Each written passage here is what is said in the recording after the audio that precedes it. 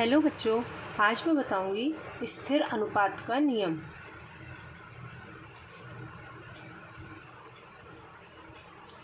English में बोलते हैं law of constant proportion.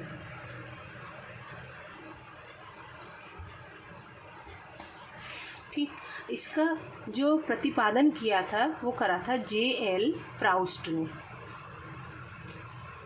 Hindi में ये प्राउस्ट ने करा था। इन्होंने क्या बताया था, सबसे पहले मैं बताती हूँ। देखो, स्थिर का मतलब निश्चित, अनुपात का मतलब अनुपात उनका क्या रहेगा, निश्चित रहेगा। जैसे एक छोटा सा एग्जाम्पल है मेरा, वाटर, जल किससे बना हुआ है, हाइड्रोजन से। कितनी है इसकी, 2, और एक किससे बना हुआ है, ये ऑक्सीजन से। अगर इसका द्रव्यमान देखें तो हाइड्रोजन का कितना होता है, 1 गुणा 2, क्योंकि 2 अणु हैं, 2 हैं, तो इसका क्या हो गया, 2, और ये क्या हो गया, 16। तो इसमें अनुपात कितना हो गया, 2:16। इसे हम ऐसे लिख सकते हैं 1:8। ठीक, तो यहाँ पर जो J.L. प्राउस्ट ने ये बताया था कि जल है हमारा, किससे बना हुआ है, हाइड्रोजन और ऑक्सीजन से।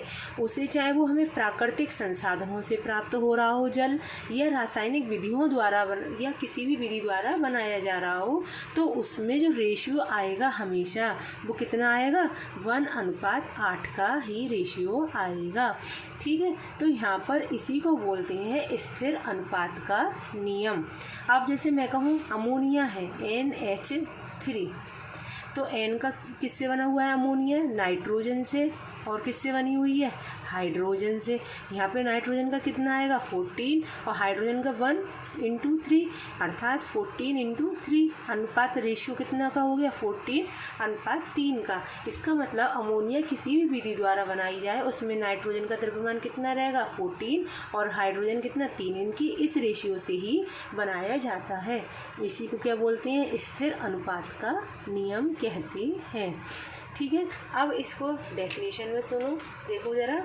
प्रत्येक रासायनिक यौगिक में, चाहे वह किसी भी विधि से बनाया या प्राप्त किया गया हो, किसी भी विधि से बनाया जाए, तो तत्वों के द्रव्यमान जो है वो क्या रहते हैं, एक निश्चित अनुपात में संयुक्त रहते हैं। अर्थात एक यौगिक में निश्चित प्रकार के तत्व एक निश्चित द्रव्यमान में संयुक्त रहते हैं। एक यौगिक में निश्चित प्रकार के तत्व जैसे हाइड्रोजन और ऑक्सीजन एक निश्चित द्रव्यमान जैसे 2:16 में संयुक्त रहते हैं। अब इसी को एग्जाम्पल में ऐसे लिख देंगे कि जल है, किससे बना हुआ है, हाइड्रोजन और ऑक्सीजन से बना हुआ है। इसे चाहे प्राकृतिक संसाधनों से प्राप्त किया जाए या रासायनिक विधियों द्वारा या विभिन्न रीतियों द्वारा बनाया जाए, तो किसी भी प्रकार से अगर बनाया जा रहा है तो शुद्ध जल का जो विश्लेषण करेंगे तो उसमें जल में हाइड्रोजन व ऑक्सीजन द्रव्यमान की दृष्टि से, किसकी दृष्टि से, द्रव्यमान की दृष्टि से अनुपात कितना रहेगा, 1:8 के अनुपात में संयुक्त रहते हैं। और इसी को क्या कहते हैं, स्थिर अनुपात का नियम कहते हैं। ठीक, इसके बाद एक दूसरा आता है हमारा आवोगाद्रो परिकल्पना।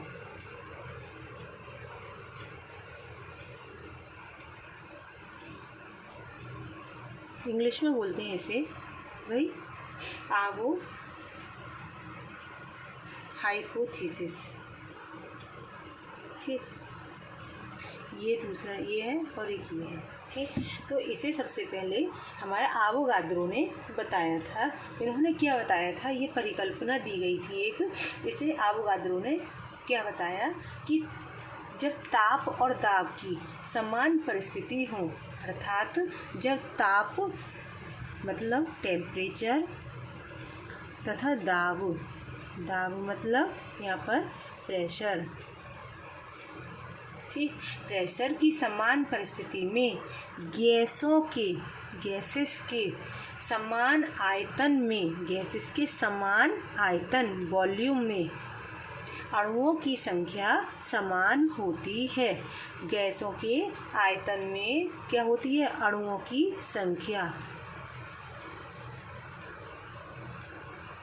नंबर ऑफ मॉलिक्यूल्स, संख्या क्या होती है, समान होती है। अर्थात देखो ताप समान, दाब समान, गैस का वॉल्यूम समान हो तो उसके अणुओं की संख्या भी क्या रहेगी, समान रहेगी। सब कुछ समान है। अवोगाद्रो के अनुसार कि निश्चित ताप और दाब पर गैसों की आयतन भी क्या हो, समान, तो गैस के अणुओं की संख्या भी क्या रहती है, समान रहती है। और इसी को क्या कहते हैं, अवोगाद्रो परिकल्पना। कितना छोटा सा नियम था, फिर से सुनो अब। ताप और दाब की समान परिस्थिति में, ताप और दाब की समान परिस्थिति में गैसों के समान आयतन में क्या समान रहेगा, अणुओं की संख्या भी समान होती है। और इसी को क्या कहते हैं, अवोगाद्रो परिकल्पना कहते हैं।